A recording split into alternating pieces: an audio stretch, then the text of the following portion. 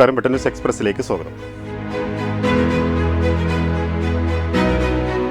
തിരൂർ പൂങ്ങോട്ടുകുളത്ത് വാഹനാപകടം. താന്നൂർ ഭാഗത്തു നിന്ന് വന്ന കാറ് നിയന്ത്രണം വിട്ട് 3 വാഹനങ്ങളിൽ ഇടിക്കുകയായിരുന്നു. ഇടിയുടെ ആഘാതത്തിൽ ട്രാവലറിന്റെ പിൻഭാഗം തകർന്നു. ഏറെ നേരം ഗതാഗതം തടസ്സപ്പെട്ടു. കടലുണ്ടി മണ്ണൂർ പാറക്കടവ് ഭാഗത്ത് പുഴയിൽ മീൻ പിടിക്കാനെത്തിയ യുവാവ് മുങ്ങി മരിച്ചു. മണ്ണൂർ ചുള്ളിപ്പടന്ന പരേതനായ പവിത്രന്റെ മകൻ ശബരിയാണ് മരണപ്പെട്ടത്. മീൻപിടുത്തത്തിനിടെ വള്ളം തകർന്നു. അഞ്ചുടി സ്വദേശി TP യൂസഫിന്റെ നേതൃത്വത്തിലുള്ള ചെങ്കൊടി വള്ളത്തിന്റെ കാരിയർ വള്ളമാണ് തകർന്നത്. വ്യാഴാഴ്ച രാവിലെ പൊന്നാനി ഹാർബറിൽ നിന്ന് മീൻ പിടിക്കാനായി പുറപ്പെട്ടതായിരുന്നു. ആദ്യം മൗനജാഥയിലൂടെയും പിന്നീട് സ്നേഹവിപ്ലവ ഓർമ്മകൾ തുളുമ്പുന്ന വാക്കുകളിലൂടെയും VS അച്യുതാനന്ദന് സ്മരണാഞ്ജലി അർപ്പിച്ച് തിരൂരിലെ പൗരാവലി.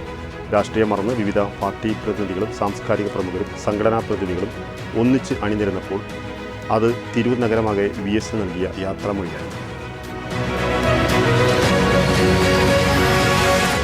കുട്ടികളിൽ വായനാശീലം വർദ്ധിപ്പിക്കുന്നതിനും സാഹിത്യാഭിരുചി വർദ്ധിപ്പിക്കുന്നതിനും വേണ്ടി ഏഴൂർ MDP UP സ്കൂളിൽ പുസ്തകചന്ത സംഘടിപ്പിച്ചു. പ്രശസ്ത എഴുത്തുകാരിയും ചിത്രകാരിയുമായ റോഷ്നി കൈനിക്കര ഉദ്ഘാടനം ചെയ്തു. സ്കൂളുകളിൽ ഇപ്പോൾ ക്ലാസ് ലീഡർമാരെ തെരഞ്ഞെടുക്കുന്ന ബഹളമാണ്. പഴയതുപോലെയല്ല. പാർട്ടി തെരഞ്ഞെടുപ്പിനെ വെല്ലും വിധമാണ് കുട്ടിക്കൂട്ടങ്ങളുടെ തെരഞ്ഞെടുപ്പ് വിശേഷം. തദ്ദേശ തെരഞ്ഞെടുപ്പിന് മുന്നോടിയായി 1200 തദ്ദേശ സ്ഥാപനങ്ങളിലേക്കുള്ള കരട് വോട്ടർ പട്ടിക സംസ്ഥാന തെരഞ്ഞെടുപ്പ് കമ്മീഷൻ പ്രസിദ്ധീകരിച്ചു. ആകെ 2,66,78,256 വോട്ടർമാരാണുള്ളത്. മലപ്പുറത്താണ് ഏറ്റവും കൂടുതൽ വോട്ടർമാർ.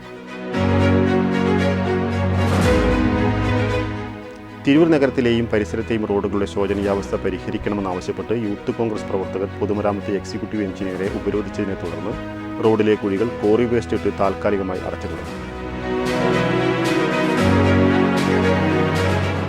പ്രസ്താവനകളിലൂടെയും പ്രവൃത്തികളിലൂടെയും സമൂഹത്തിൽ അക്രമം സൃഷ്ടിക്കാൻ ശ്രമിക്കുന്നവരെ പ്രോത്സാഹിപ്പിക്കുന്ന ഭരണകൂടത്തിന്റെ അനീതിക്കെതിരെ യുവത പ്രതിരോധം തീർക്കുമെന്ന് തലക്കാട് പഞ്ചായത്ത് യൂത്ത് ലീഗ് സമ്മേളനം പ്രമേയത്തിലൂടെ ആവശ്യപ്പെട്ടു.